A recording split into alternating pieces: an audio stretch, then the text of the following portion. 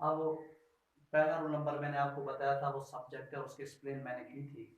और अगर किसी ने वो हम मेरी वीडियो नहीं देखी तो पहले वो पहला रोल नंबर समझें, क्योंकि वो आप एक तरतीब से समझोगे तो आपको समझ आएगी। तो ये मेरा दूसरा रोल नंबर है वर्ब। ये roll number 2, VERB verb. Verb होता है फेल, और फेल को क्या कहते हैं? काम। अब आपने वर्ब की डेफिनेशन पढ़ी होगी मुख्तलिफ इंग्लिश ग्रामर्स में भी, उर्दू ग्रामर्स के अंदर भी। तो मैं आपको रिमाइंड करा देता हूं कि आपने उर्दू ग्रामर के अंदर वर्ब की डेफिनेशन यानी फेल की डेफिनेशन पढ़ी होगी कि ऐसे अल्फाज जिसमें काम का करना, होना या सहना किसी जमाने में पाया जाए उसे फेल कहते हैं। क्या कहते हैं? क्या पढ़ा था आपने कि ऐसे अल्फाज जिसमें काम का करना, होना या सहना किसी जमाने में पाया जाए उसे फेल कहते हैं। अगर मैं आपको कहूं कि ये डेफिनेशन सही नहीं है तो आप तो कहेंगे कि सर जी हमने तो इतनी ग्रामर्स में पढ़ा है और इतने बड़े बड़े लोगों ने ग्रामर्स लिखी है, हमारी जो 5 की बुक है या 6 की है या 7 की, 8 की और मुख्तलिफ की बुक्स हैं, सब के अंदर हमने यही डेफिनेशन पढ़ी है कि ऐसे अल्फाज जिसमें काम का करना, होना या सहना किसी जमाने में पाया जाए उसे फेल कहते हैं। लेकिन ये जो डेफिनेशन है ये मेरे माइंड के अंदर कंसेप्चुअल तरीके से नहीं बैठती। तो अब मैं आपको एक ऐसी डेफिनेशन बता रहा हूं जो आप समझते होंगे कि शायद ये गलत हो, लेकिन ये डेफिनेशन जो मैं आपको बताऊंगा, ठीक है ना, ये मैं आपके माइंड में बिठाऊंगा कि आप समझ लोगे कॉन्सेप्ट के वाकई ये कोई डेफिनेशन है। तो मैं डेफिनेशन लिखना स्टार्ट करता हूं कि ऐसे अल्फाज ऐसे अल्फाज जो फाइल यानी सब्जेक्ट के काम को जाहिर करें और जमाने की पहचान करें, फेल कहलाते हैं। ऐसे अल्फाज जो फाइल यानी सब्जेक्ट के काम को जाहिर करें और जमाने की पहचान करें वो फेल कहलाते हैं। अब ये डेफिनेशन मैंने आपको लिख कर दी है। अब इसकी मैं एक्सप्लेन करूंगा कि किस तरह ये ऐसा होता है। तो अब देखो मैं लिखता हूं ही अ बॉय, वो एक लड़का, वो एक लड़का, वो एक लड़का, वो एक लड़का। आपको कोई समझ नहीं आती, कोई समझ नहीं आती कि वो एक लड़का, वो एक लड़का क्या होगा। अब मैं यहां अगर लगाता हूं इज, इसका मतलब है वो लड़का है। मैं लगाता हूं वाज, वो एक लड़का था। मैं लगाता हूं विल बी, वो एक लड़का होगा।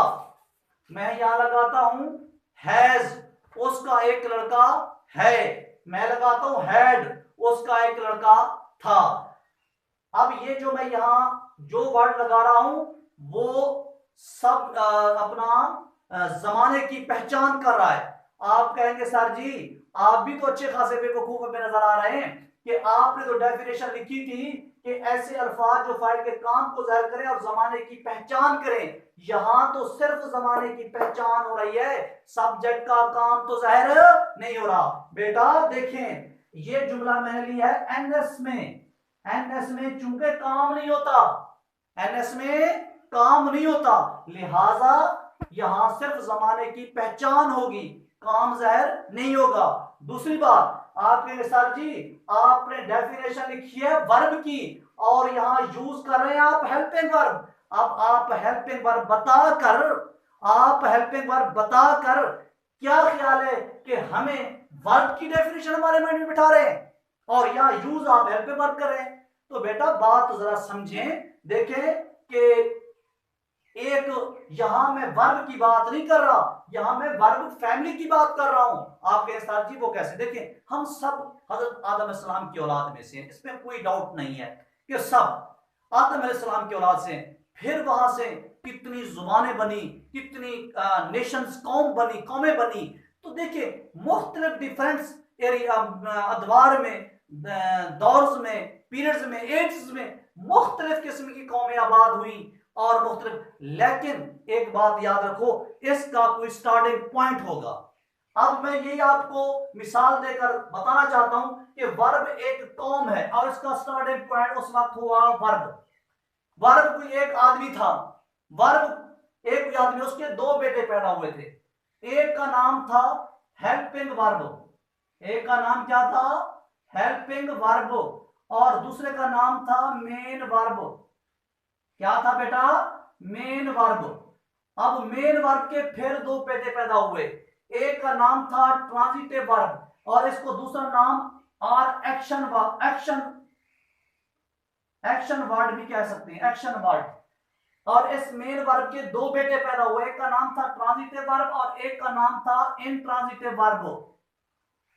ट्रांजिटिव वर्ब और इंट्रांजिटिव वर्ब। अब इसके दो बेटे पैदा हुआ, एक का नाम था सेकेंडरी हेल्पिंग वर्ब, एक का नाम था प्राइमरी हेल्पिंग वर्ब। बेटा देखें अब ये वर्ब है हेल्पिंग वर्ब, हेल्पिंग उसका नाम, वर्ब उसकी फैमिली का नाम, उसकी नेशन का नाम। मेन वर्ब, मेन उसका नाम और वर्ब उसकी फैमिली का नाम। Secondary helping verb, primary helping verb, transitive verb, intransitive verb. अब ये सारे किस फैमिली से ताल्लुक रखते हैं? वर्ब फैमिली से, वर्ब कौम से, वर्ब नेशन से। देखें जरा गौर से, तवज्जो से, एक्टिव होकर और चुस्ती के साथ अगर ये लेक्चर समझेंगे तो आपको समझ लगेगी कि मैं कहना क्या चाह रहा हूं। देखें वर्ब, अब वर्ब जो फैमिली है उसके दो काम जिम्मे हैं। एक काम उसका है कि तुमने सब्जेक्ट के काम को ज़ाहिर करना है और दूसरा जमाने की पहचान करनी है। जब भी वर्ब में से, वर्ब फैमिली में से कोई भी वर्ड आएगा तो उसके जिम्मा दो काम होंगे, एक जमाने की पहचान करेगा और दूसरा फेल के फाइल के काम को जाहिर करेगा। इनके दो जिम्मा काम है। कभी कभी ये अकेला जमाने की पहचान कर रहा होगा, कभी कभी ये जो है ना वो सब्जेक्ट के काम को जाहिर कर रहा होगा। अब यही आप बात जरा तवज्जो से सुने। अब हेल्पिंग वर्ब भी दरअसल किस फैमिली से है? वर्ब फैमिली से। अब यहां ये जो मैं इस्तेमाल कर रहा हूं ये वर्ब फैमिली से है।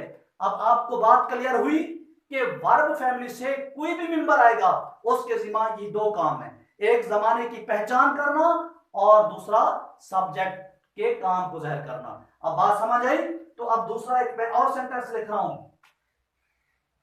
ही अ लेटर, वो एक खत, वो एक खत, वो एक खत, वो एक खत। कुछ समझ आती है? नहीं आती कि वो एक खत क्या। अब मैं यहां लिखता हूं राइट्स, गौर से सुने, यहां लिखता हूं राइट्स। अब ही राइट्स बता रहा है कि ही का काम लिखना है और राइट्स बता रहा है कि वो प्रेजेंट इंडेफिनिट में लिख रहा है। अब राइट्स दो काम कर रहा है, दो काम, एक सब्जेक्ट के काम को भी जाहिर कर रहा है और दूसरा जमाने की पहचान भी कर रहा है। और राइट्स बताता है ही का काम लिखना और लिखता प्रेजेंट इंडेफिनिट। अब मैं राइट्स को बदल के लिख देता हूं रोट। अब ही का काम लिखना नहीं है बल्कि लिखना है, सॉरी, ही का काम लिखना है, लेकिन अब प्रेजेंट इंडेफिनिट टेंस नहीं है, पास्ट इंडेफिनिट टेंस।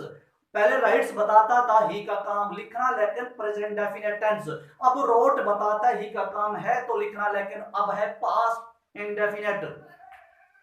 अब प्रेजेंट इंडेफिनिट और पास्ट इंडेफिनिट। अब मैं राइट्स लिखता, मैं लिखता हूं रीड। अब ही का काम लिखना नहीं है बल्कि पढ़ना है।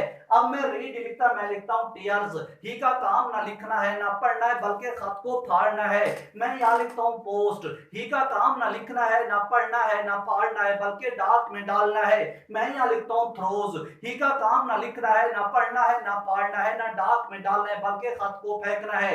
यहां जो चीज मैं लिखूंगा वो जमाने की पहचान भी करेगी और फाइल के काम को जाहिर भी करेगी।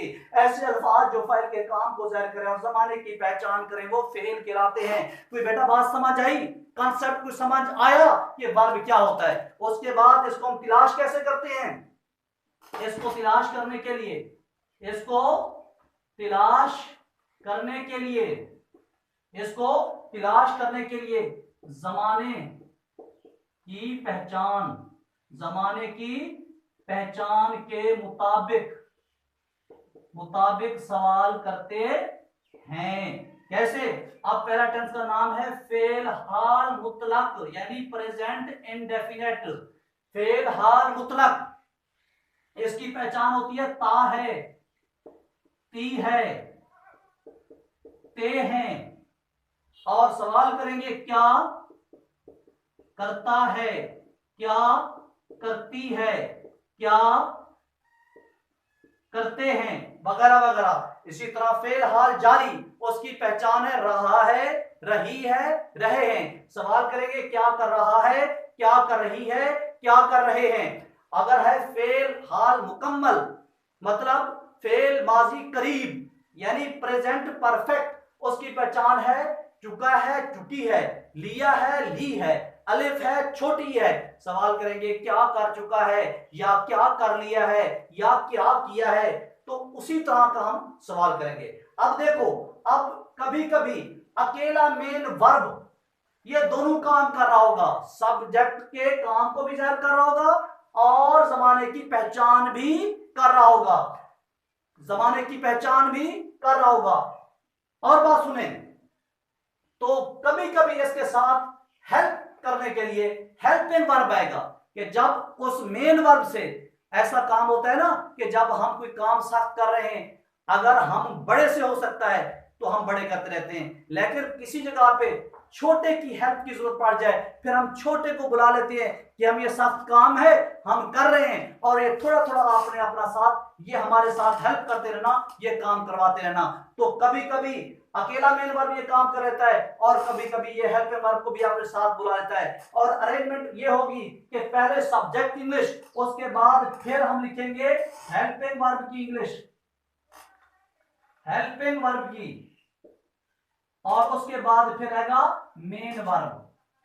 पहले हेल्पिंग वर्ब, उसके बाद फिर मेन वर्ब, पहले सब्जेक्ट फिर हेल्पिंग वर्ब फिर मेन वर्ब। मैंने आपको दो रूल नंबर्स बताए हैं, सब्जेक्ट और दूसरा रूल नंबर मैंने बताया वर्ब। अब ये दो रूल नंबर देखिए बेटा, आपको अभी नहीं समझ आएगी कि मैं आपको अरेंजमेंट में क्या क्या चीजें बता रहा हूं। जब आप आगे बढ़ते जाओगे, एक एक रूल नंबर को समझते जाओगे, तो जब 3-4 रूल नंबर हम पढ़ लेंगे, पहले मैं एक इनकी एग्जांपल्स दूंगा तो आपको समझ लगेगी कि वाकई ये कोई चीज है, कोई कंसेप्चुअल मेथड है और कभी ये बात आपको नहीं भूलेगी। बेटा बात सुने, इसके बाद ये है कि ये अगर आपने पूरा एक अरेंजमेंट में 1 रूल नंबर से लेकर 8 रूल नंबर तक अगर आप मेरी वीडियो देखना चाहते हैं तो मुकम्मल वीडियो भी आप देख सकते हैं और एक एक पार्ट की भी वीडियो यहाँ दस्तयाब है। अगर आप एक एक पार्ट की अलग समझना चाहते हैं तो उसकी वीडियो भी अवेलेबल है, और अगर आप मुकम्मल देखना चाहते हैं वो भी